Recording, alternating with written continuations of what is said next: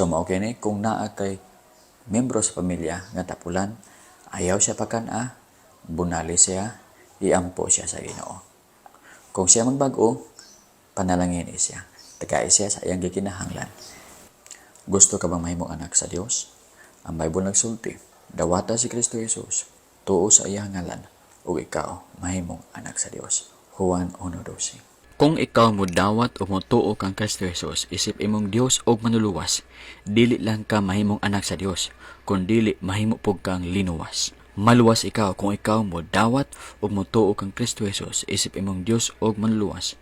Ingon pa sa Roma 10:13, sumala sa kasulatan, ang tanan nga magsangpit sa ngalan sa Ginoo maluwas.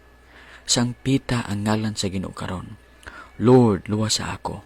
Lord, makasasala ako. Dili ako angay malangit kay makasasala ako. Apan Ginoo, salamat sa imong gugma nga gipakita sa krus.